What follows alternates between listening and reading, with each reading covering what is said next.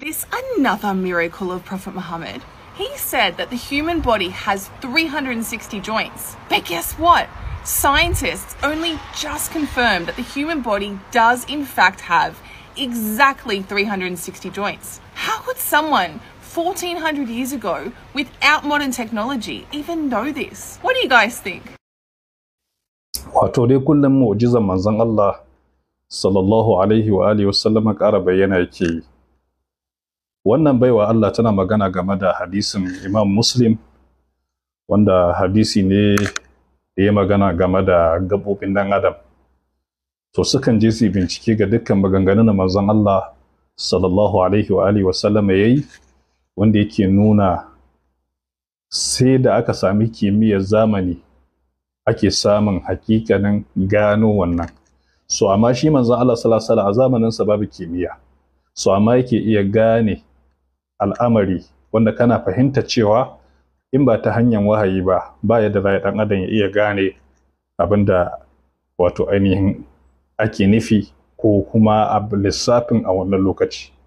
Sannan ba mu samu wani ilimi wanda yake kafin zuwan manzo Allah sallallahu alaihi wasallam ba da ya bayyana haka sai bayan zuwan manzo Allah, wanda kimiyya yanzu kenan da yake bayyana cewa gaban dan adam in ka lissafa su gaba daya numbers nasu yana daukan gaba 360 ne.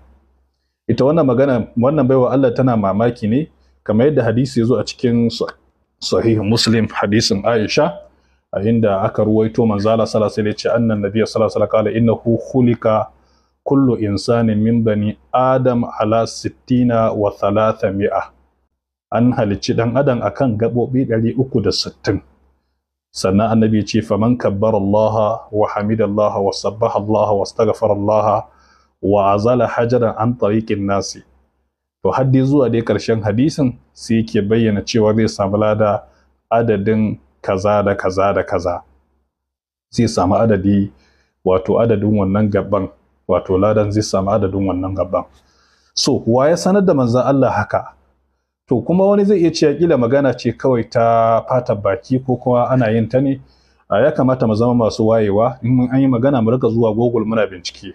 In ka shiga Google zai tabbatar maka da wannan magana da ita wannan baiwa Allah take yi. So in ka duba a Google za su bayyana maka cewa gaban dan adam, the human body has approximately 360 joints. Sannan suka sake cewa number of joints zaga sun nuna, while the exact number can vary slightly depending on the definition used. In ka koma kasa zaga sun ƙara bayyana maka cewa bones and joints.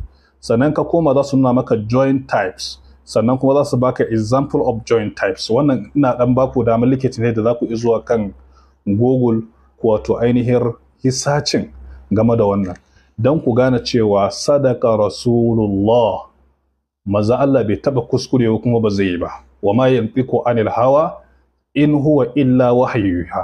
Wannan kadai idan aka bari ka iya gane mu'jizar manzon Allah sallallahu alaihi wasallam a kimiyyance da mu'jizarsa hatta a cikin lafiyar dan adam. Shi yasa Allah ta'ala ya faɗa cikin Qur'ani ya ce sanurihim ayatina fil afaqi wa fi anfusihim hatta yatabayyana lahum annahu al-haqq. Awalam yakfi bi rabbika annahu ala kulli shay'in qadir. Allah ya ce za mu nuna musu ayoyinmu a sarari sannan a karan kansu. A wata aya ce wa fi anfusihim afala yubsirun, hatta a karan kansu ma mun aje aya. Allah ya ce ba za su duba su gani ba. So za mu fahimci cewa kafin zuwan wannan hadisi ta sahihin Muslim, wanda ya ruwaito ta daga bakin annabi, baki mafi tsarki, ba a samu wannan ilimin ba duk duniya.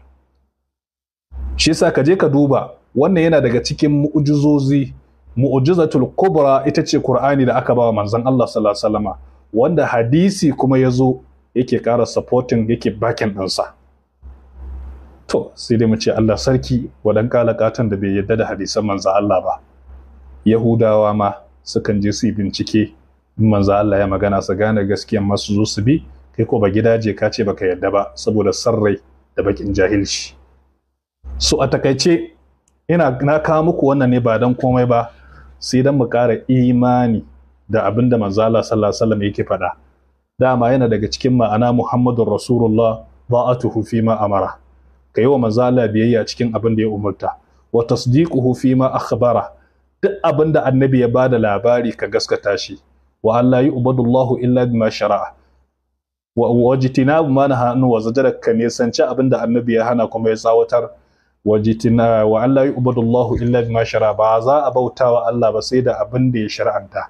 Kaga anan yana nuna cewa ashe manzo Allah sallallahu alaihi wasallam ma'anar fahimtarsa da imani da shi shine sai ka gaskata wato abin da ya zo da shi.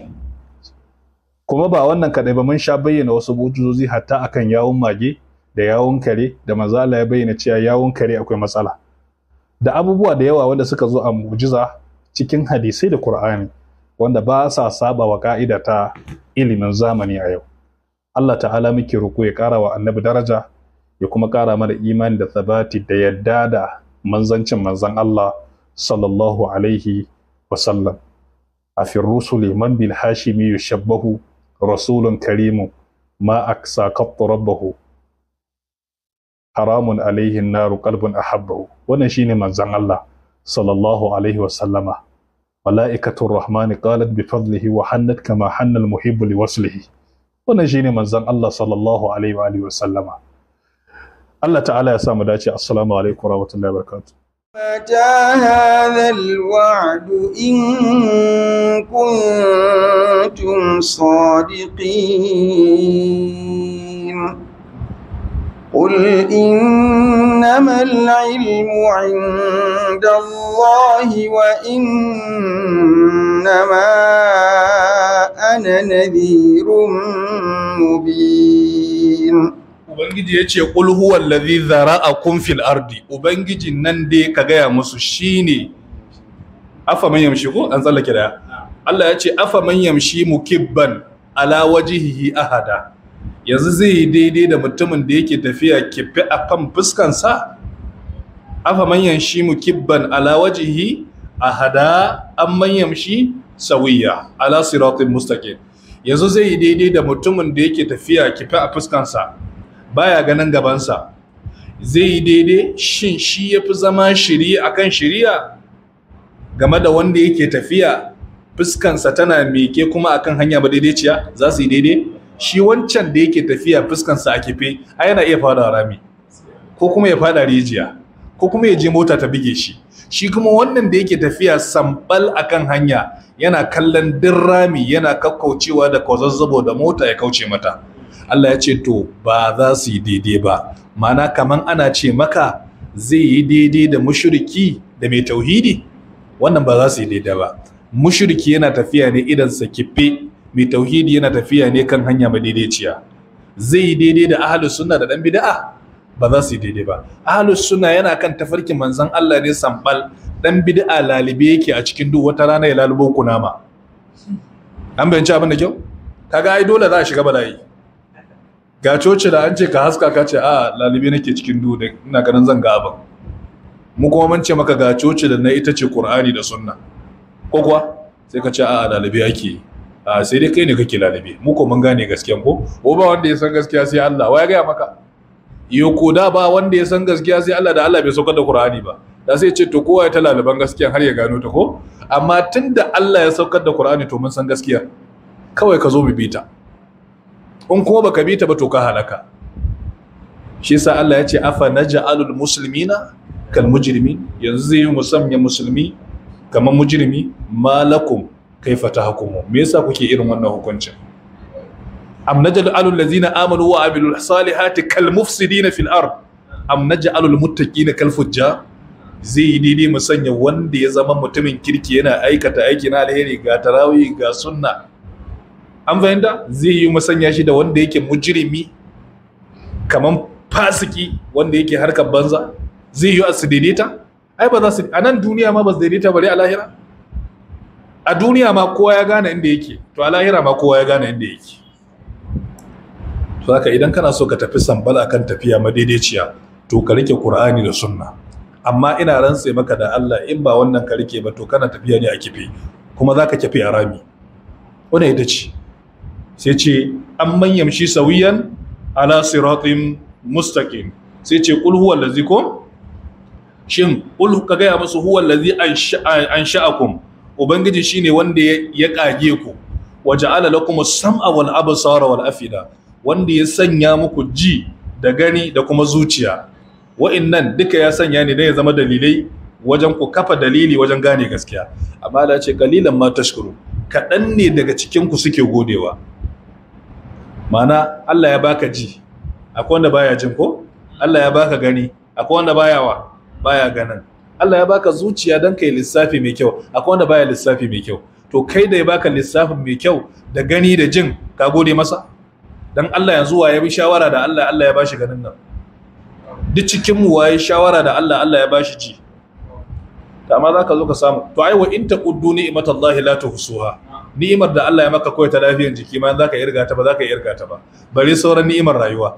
Da zaka ga mutum ya zo yana cewa ya roki Allah bai biya mishi bukatarsa ba. Kai yanzu bukatu nawa Allah ya biya maka ba tare da ka roke shi ba. Ba tare da ka roke shi ba kuma ya biya maka. Yanzu kana da lafiya, shawara kai da Allah ya baka lafiya? Haka ne? Kana da ido, shawara kai da Allah ya baka ido? Kana ji, shawara kai ka Allah ya baka jin? Akwai wanda bai da jin? Dukkanin mu ba wanda ya shawara da Allah. Allah ko ya tsara abin a haka. To sai ka gode wa Allah. Sai sai ya ce qalilan, dan ya nuna maka masu godiya ƴan kadan ne. Masu godiya ba su da yawa. Sifan godiya kuma sifa ce ta masu imani. Amma sai ce qalilan ma tashkurun. Dama kuma shedan ya ce daga cikin alaman na gama da mutane bala tajidu aktharuhum shakirina. Da yiwuwansu ba za su gode maka ba. Kuma ka zo ka duba muna gode wa Allah ne?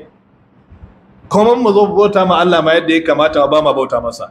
Bari mu gode masa kan ni'imar da ya mana. Kullun cikin kuka muke.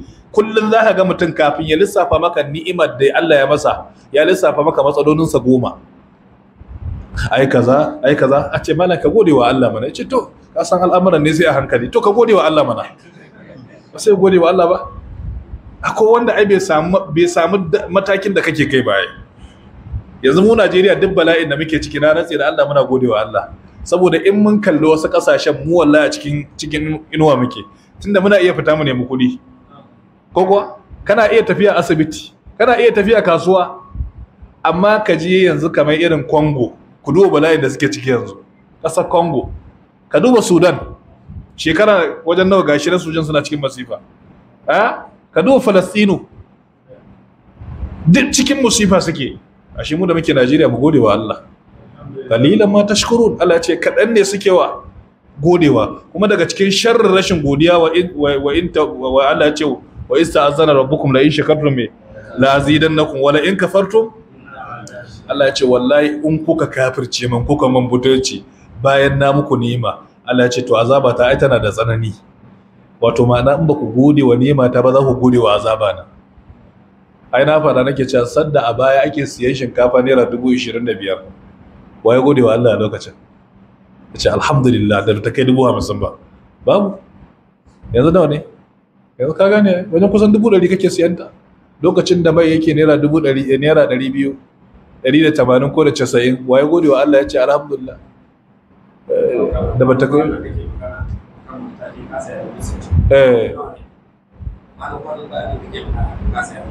to ka gani yanzu kaga ya tashi ko ba sai dai du'ai ba. Allah ta'ala ya sa mu wanye lafiya. Allah ka ba mu daman godewa Allah.